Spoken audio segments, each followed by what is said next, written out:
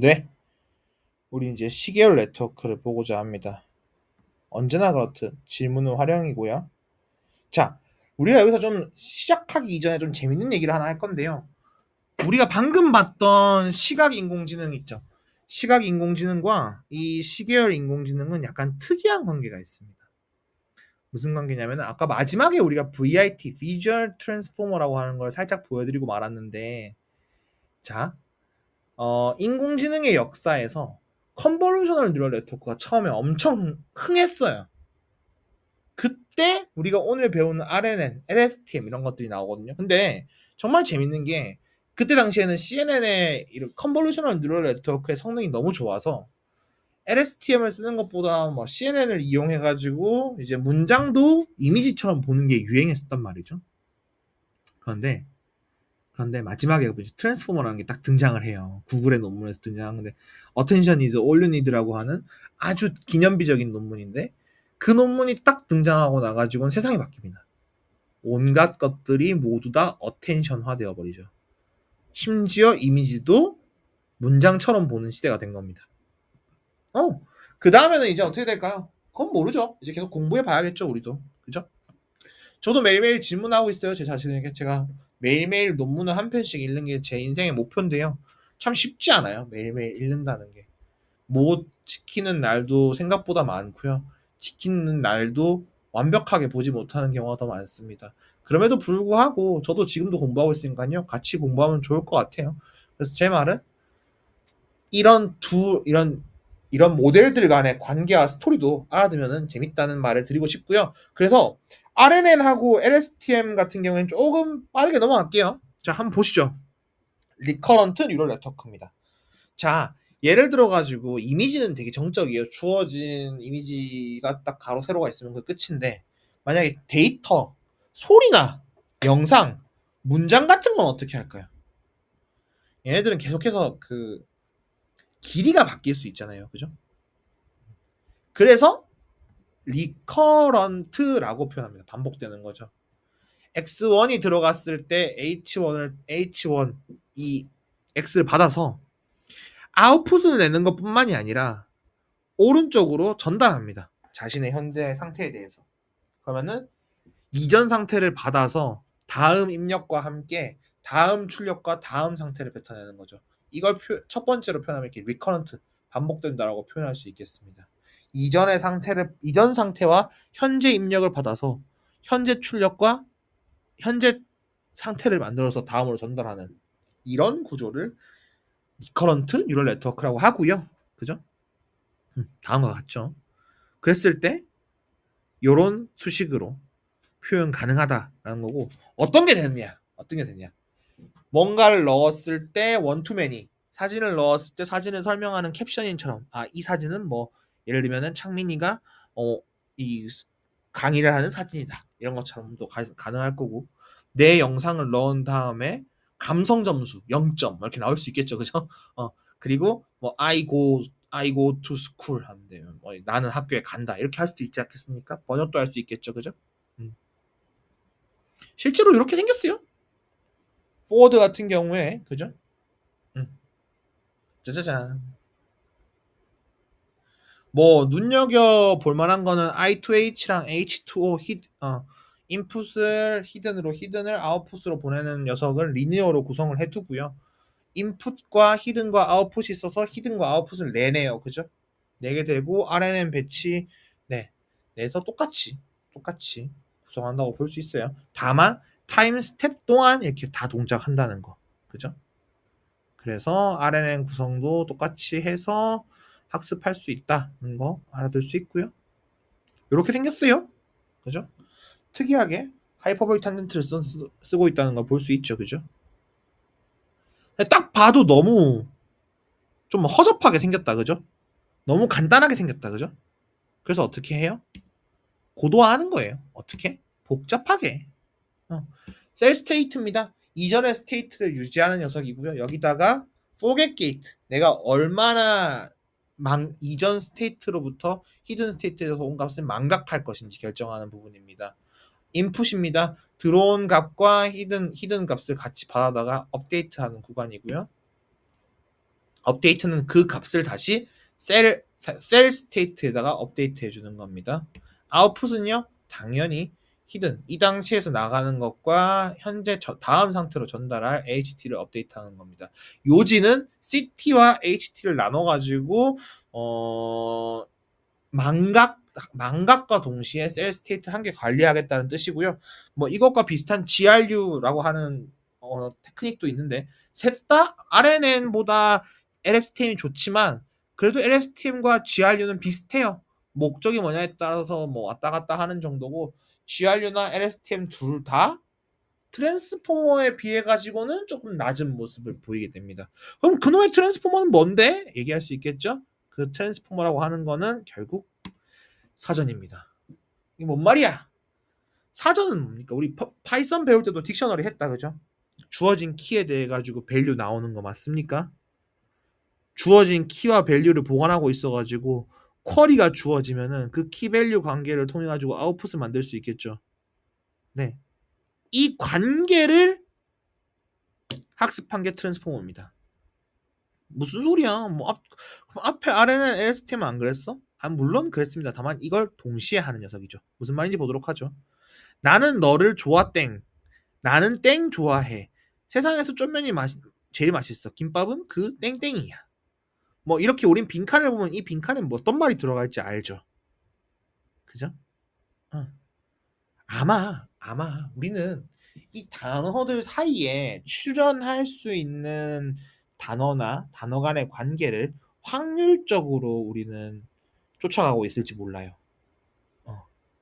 그래서 보는 것처럼 입력 받은 걸 통째로 인코딩해서 통째로 디코딩을 할 수 있으면 되지 않겠습니까?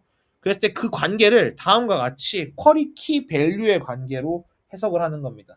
우리가 앞서 봤던 리커런트 뉴럴 네트워크들은 진짜 리커런트하게 LSTM도 마찬가지로 순차적으로 처리를 했다면, 이 녀석들은 모든 것들을 쿼리 키 밸류의 쿼리 키 밸류, 진짜 우리가 아까 앞서 봤던 딕셔너리의 쿼리와 키 사이의 연관도를 계산을 해서 그 연관도만큼 밸류를 불러오는 스케일드 프로덕트 어텐션이라고 하는 이 어텐션을 여러 개로 나눠가지고 다양한 관계를 학습하게끔 멀티헤드 어텐션을 만들어 놓은 것이 바로 이 트랜스포머라고 하는 녀석입니다. 멀티헤드 어텐션과 피드 포워드로 이루어져 있죠. 그래서 논문에 이 그림 그대로 얘네들이 작성을 해놓은 걸 볼 수 있어요. 그래서 한 가지 좀 우리가 여기서 고민을 하면 좋은 지점은 얘가 왜 더하기인지. 여기 보시면 지금 인베딩 벡터와 포지셔널 벡터를 더해준다고 되어 있죠. 자, 숙제입니다. 저게 왜 덧셈인지, 캣이 아니라 왜 덧셈인지는 한번 생각해 보세요. 정말 어려운 내용이지만 차원의 저주나 이제 고차원의 특성에 대해서 이제 이해할 수 있다면 충분한 도전 가치가 될 것 같네요. 그래서 미리 말씀드리면 저 정도 차원에서는 캣 하지 않아도 덧셈을 해도 충분히 구분력을 가질 수 있기 때문에 덧셈을 했다라고 얘기 드릴 수 있을 것 같고요. 네, 이 그림 그대로 구현되어 있거든요. 이 소스가. 그래서 네, 멀티헤드 어텐션에서 QK 트랜스포즈 나누기 루트 DK V 있죠. 여기 오른쪽에 그대로 구현되어 있습니다. 그래서 저는 트랜스포머 논문 코드는요, 그냥 외우라고 말씀드려요. 저희 연구원들이나 이런 분들한테는 이건 뭐 얼마 되지도 않는데. 네. 그리고 나서 논문의 그림과 하나하나 진짜 이 화살표 한 줄 한 줄조차도 정말 제대로 구현되어 있거든요. 그냥 그대로 보고 외우시면 도움이 될 겁니다. 이 링크가 깨졌네. 네. 포지셔널 인코딩은 잠깐 넘어가도록 하고요. 더합니다. 붙이는 게 아니라 꼭 생각해 보세요. 디코더 같은 경우에는 이제 왼쪽 인코더로부터 넘어오는 결과와 합쳐가지고 결과를 내는 녀석이고요. 똑같아요. 똑같이 코드로 되어 있으니까 이것도 한번 살펴보시기 바랍니다. 네.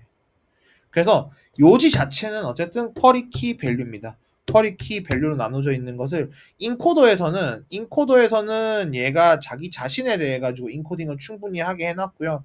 디코딩에서 살펴보게 되면은 왼쪽 아웃풋에서부터 나오는 키쿼리를 이용해 가지고 여기서부터 밸류를 만들어 나가는, 그죠? 특이한 구조로 되어 있다. 그래서 얘가 이렇게 돌아가고 있으면 대해서 한번 생각해 보면 좋을 것 같다. 코드를 정말 씹어 먹을 때까지 봐라. 트랜스포머는. 왜냐하면 지금은 모든 게 트랜스포머예요. 모든 게. 그래서 이 정도는 이제 트랜스포머는 무조건 제 생각에 외우는 게 맞다. 맞습니다. 그래서 라지 랭귀지 모델은요, 이 트랜스포머를 크게 키운 거예요.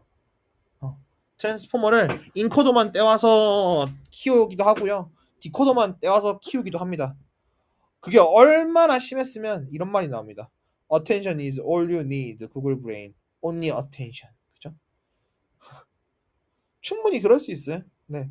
그래가지고 결론적으로는 이미지 영역도 트랜스포머로 보는 게 훨씬 좋다. 이런 논문도 있고요. 심지어 더 딥 더블 디센트라고 하는 논문인데요. 네트워크가 충분히 크고 데이터가 충분히 많다면 심지어 바이어스 베리언스 트레이드 오프 있죠. 그것도 지나가지고 수렴하더라. 이거 우리 그 밸리데이션 셋이 최적점을 지나가면 오버피팅 돼서 이렇게 올라간다고 알고 있는데, 그거 더 가보니까 충분히 데이터가 많고 충분히 모델이 크면은 떨어지더라. 학습되더라. larger model is better라고 하는 이제 희대의 이제 주장이 성립하게 되죠. 그래서 어텐션이 짱이다. 그래서 인코더와 디코더를 두고 인코더만 발전시키면 버트가 되고요. 지금의 제미나이죠. 디코더만 발전시키면 GPT가 돼요. 그래서 재밌는 건 GPT는 어제 카페 갔었어. 거기 뒤에는 뭐가 나올까? 그럼 어제 카페 갔었어. 거기 사람 뒤에 뭐가 나올까? 이런 식으로 순차적으로 뒤에 뭐가 나올지를 공부하는 방식으로 발전을 했고, 버트는 중간에 빵꾸 뚫고 채우는 방식으로 발전을 했더라. 그래서 트랜스포머 같은 경우에는요, 여러분, 정말 뭐 만반이 뭐 엑스넷이니 뭐 그 사이에도 진짜 걸출한 다른 네트워크의 트렌드들이 많았지만, 그럼에도 불구하고 거의 대부분의 연구에 지금 쓰이고 있는 산업 표준이라고 보셔도 되거든요. 그래서 한번 아까 그 코드 공간들 다 멈춰두시고 하나씩 다 살펴보세요. 아시겠죠? 그래서 다시 한 번만 정리하면은 들어온 인풋은요, 인베딩을 거친 다음에 포지셔널 인코딩, 그러니까 각각의 단어의 위치죠. 각각 단어의 위치를 삽입받고 그 다음에 멀티헤드 어텐션에 들어갑니다. 키 쿼리 밸류로 나눠서 들어가고, 멀티헤드 어텐션은요, 보는 것처럼 리니어 텀과 스케일드 다 프로덕션 어텐션으로 되어 있습니다. 그래서 전부 다 MLP예요. 싹 다 매트릭스 바이 매트릭스 곱으로 되어 있다라고 보시면 될 거고요. 엄청나게 큽니다. 그래서 얘들을 컨캣하고 또 리니어를 하죠. 이런 게 한두 개가 아닙니다. 심지어 이것도 여러 층으로 되어 있어요. 인코더도 몇 층, 디코더도 몇 층. 그래서 엄청 클 수밖에 없어요. 그래서 요 그림 그대로 코드가 어떻게 연결되는지 다 보시면 됩니다. 그래서 공부를 한번 씹어 드시고 나면 이 녀석이 실제로 어떻게 동작하는지 아시게 될 거고요. 그리고 잘 동작할 수밖에 없겠네. 얘 학습시키려면 장난 아니겠네 라는 말도 이해하시게 될 겁니다. 그래서 어느 정도 스케일인지, 그리고 왜 그렇게 커지는지에 대해서도 이해할 수 있게 될 거라고 생각하고요. 우리는 다음으로 넘어가겠습니다. 강화학습입니다. 강화학습 저희 뭐 길게 볼 건 아니고요. 혹시 스님 이분들 누군지 아십니까? 이분 아자황이라고 하시는 분인데 기억하시는 분이 있을지 모르겠네요. 혹시 요렇게 보시면은 기억이 나실란가 모르겠네요. 이세돌 선생님의, 그죠? 인류 마지막 승리였죠, 그죠? 아주 감동적인 순간이었어요, 그죠? 오직 10,000명 중에 1명만이 발견할 수 있는 수, 그죠? 기적의 48수였나요? 68수였나요? 어쨌든 간에, 그죠? 그때 이 알파고가 이제 강화학습이라는 방법으로 학습이 되었어요. 78수네요. 그죠? 강화학습은 뭐냐면 앞서 우리가 공부했던 지도학습이나 비지도학습하고 다르게 강화학습은 에이전트로 하여금 환경, 시뮬레이션 환경과 그에 대한 리워드를 줍니다. 얘가 시뮬레이션 환경에서 마음껏 액션을 취하고요. 그 액션을 통해서 리워드를 얻는 방식으로 되어 있어요. 초창기에는 기보라고 해서 사람이 만들었던 수에 의존해서 좀 학습을 많이 했고요.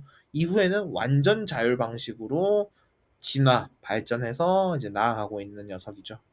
네. 약간 이런 느낌입니다. 그죠? 보고, 생각하고, 행동하고, 더 좋은 리워드를 얻기 위해서 그죠? 관찰하고 강화하는 녀석이죠. 그래서 실제로 수없이 많은 어, 사람보다 수없이 많은 영역에서 잘하고 있고요. 이게 우리가 다음에 이제 그 인공지능 그 활용 때 보여드릴 이제 산업 예시 중에 로봇들이죠, 로봇들 움직이는 거 싹 다 강화학습이라고 보면 돼요. 그죠? 그래서 제가 이제 같이 연구하고 있는 어떤 교수님이랑 하고 있는 건데요. 실제로는 처음에 잘 못 걸어요. 이렇게 그냥 멈춰 있기도 하고 불쌍하게. 근데 학습을 좀 시키다 보면 아주 잘 걷습니다. 재밌죠?